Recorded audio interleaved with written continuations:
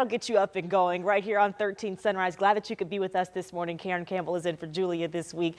I'm Julia along with Chuck. I know you didn't stay up for that game last night, did you? I didn't, but Lindsay did. Yeah, I know. I heard her say that. And I'll tell you, when I got up this morning and saw the highlights, I thought, there's a reason why Tyrese Halliburton is the most lovable superstar in the NBA, and also why they could go deep into this playoff thing. I mean, that was a real legit comeback For him, win. that to be his first day back on the court after being out. What a welcome back, Tyrese. Way to go, You earned that one. Well, this morning we are talking about the nice warm temperatures, the sun that's going to come out for us yet again, Chuck. Yeah, it's going to be a great day today. It's a little windy in spots right now, and some of you, it's cold. It's in the 30s. I wanted to jump ahead. This is a predictor, our future track of wind. And right now, some of you, again, 10 to 30 mile per hour winds.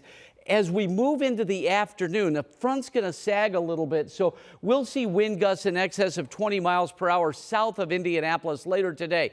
I say all that to say this is a good wind. Now, this morning, it's a little chilly out there, but later on today, we're going to experience a great day. 36 in Kokomo, 43 in Indianapolis, but 50 this morning in Bedford. Sunrise at 8:01 today, and when that happens, wow, what a day. By 8 a.m., 48 will slowly climb as the winds shift from the east-southeast to the south-southeast. That's a big change. So 56 by 11 a.m. And then as we go into the day with sunset at 7:49, so these days continue to get longer, which allows us to have that warmer high later on in the day. We're looking for a high of 73. Now, we have a little bit of everything on tap, including more warm weather and some spring storms Friday night into Saturday. I'm going to talk more about that in a few minutes, but boy, we've still got this situation downtown, Lindsay. It's been going on for a while, right? Yeah, since about 4 o'clock this morning, we've had a stalled semi, and it's kind of partially blocking an area, but that's what's causing an issue. And then we got a second truck that's assisting that driver.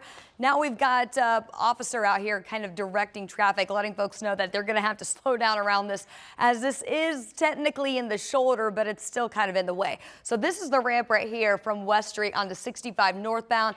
Not sure exactly when this is going to clear, so as we continue closer to that peak morning rush, if it's still there, will likely start to cause some issues, and likely that issue would be along that ramp from West Street onto 65 northbound. Also, we still have some ongoing overnight construction. We've got the ramp still currently closed from I-865 onto 465 south. You can see that vehicle there blocking that ramp. Now, this was supposed to reopen at 6, so we'll continue to monitor that northwest side and let you know when it reopens.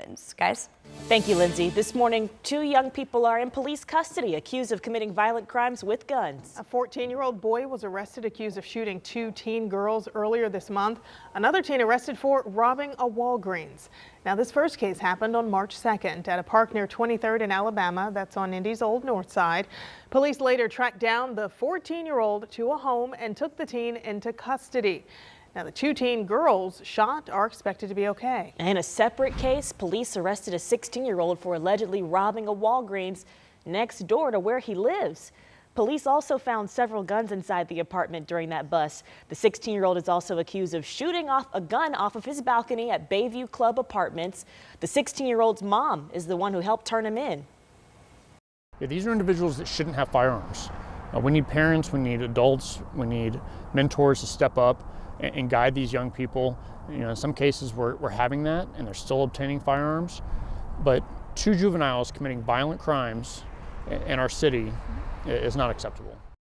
Right now we're checking back in with police and reviewing records to see if both of those teens have been officially charged in those cases.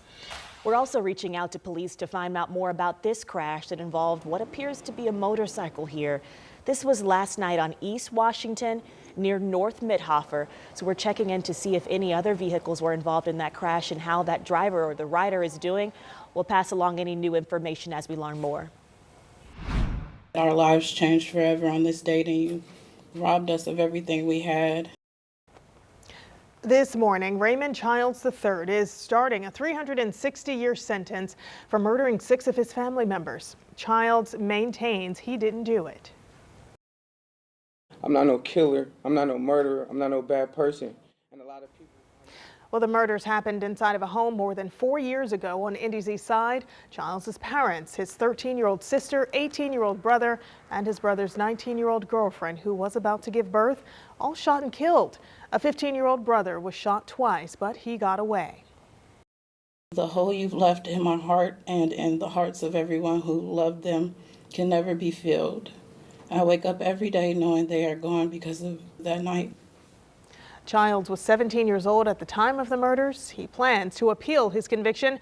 During testimony, a doctor said Childs had post-traumatic stress disorder because of abuse and domestic violence in his childhood. It's 6:06. In just a few hours, a man will be in court to change his plea in a deadly crash case. The crash happened a day after Christmas back in 2022 on Indy's east side, near East Washington and South Franklin. Prosecutors say Bendrick Phillips was speeding when he slammed into another car. He was driving more than 100 miles per hour. That crash killed Jaden Marion and injured a passenger in his car. Well, an inmate already serving a 20-year sentence for burglary will now spend another 12 years in jail after stealing a truck and escaping prison. A Johnson County judge is sentencing Marion Janes on the charges from about a year and a half ago. During the sentencing yesterday, Janes told the judge his actions were the dumbest thing he's ever done. Janes stole the truck and escaped from Edinburgh Correctional Facility back in October of 2023. He then drove to the west side of Indy, where our cameras caught police arresting him at a home near Holt and Rockville roads. Janes will begin his new sentence after completing his sentence for burglary in October 2027. Several Indiana counties had issues with their tornado sirens during a statewide test yesterday. 3 central Indiana counties, including Marion, had some issues with that tornado warning system, or they just didn't work at all. Marion County Emergency Management says that they immediately contacted the vendor here to investigate after the siren didn't go off. However, a second test, the system was functioning normally. Almost right off the bat, as happens, we got notifications from various members around the community that they didn't hear the sirens. So for us, I immediately engaged our vendor and engaged the rest of our staff.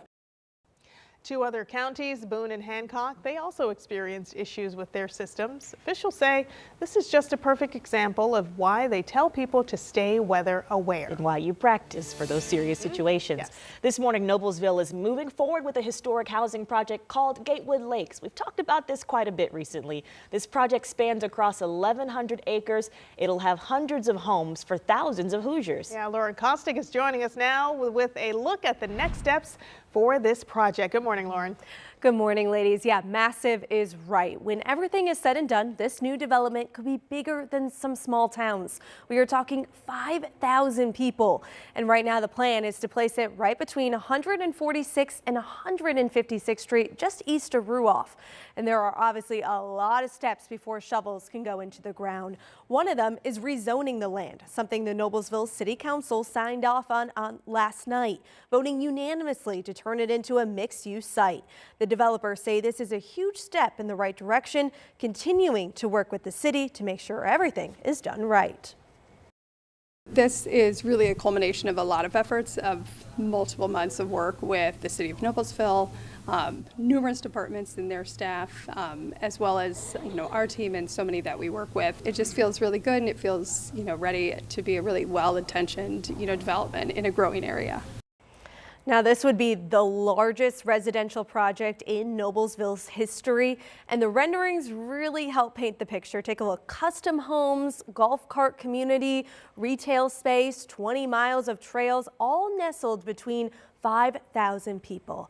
So as you can imagine, when you hear all that, it's going to take a lot of time to get this all into place. The mayor and the developer estimating 7 to 10 years for construction. Yeah. So coming up at 6:30, we're going to take a closer look at those next steps before any construction can happen. And neighbors, when you hear construction, you're like, hold on. Oh, now. no. So you can see why there's been a lot of talk Yes. about this. Thank you, Lauren. Oh, this morning, the Pacers are bringing home a well-deserved W after a back-and-forth battle with the Milwaukee Bucks. Yeah, the Pacers had lost 3 straight, but a returning Tyrese Halliburton made his mark on the final moments of the game. Now, we showed you at the top of the show what that looked like. Halliburton made a fadeaway 3-pointer while being fouled, and he completed the 4-point play with 3.4 seconds left on the clock. That put them 1 point ahead of the Bucks to win the game 115 to 114. So nice, we thought you'd want to see it twice. Halliburton missed the last 3 games with a hip injury. He finished the game, though, with 14 points. Pascal Siakam led Indiana with 25 points and 12 rebounds, and Ben Mathurin with 17 points. Well, this week you can watch the Pacers for free right here on WTHR. We've got 3 games for you in March. Our next one is this Friday as the Pacers are traveling to Philadelphia, taking on the 76ers. That game is at 7. Well, free agency is officially underway, and the Colts have already picked up 3 players, Charvarius Ward and Cam Bynum, and the Colts are sticking to their promise to bring in another quarterback to compete with Anthony Richardson. And according to several reports, the Colts are signing quarterback Daniel Jones to a 1-year deal worth $14 million.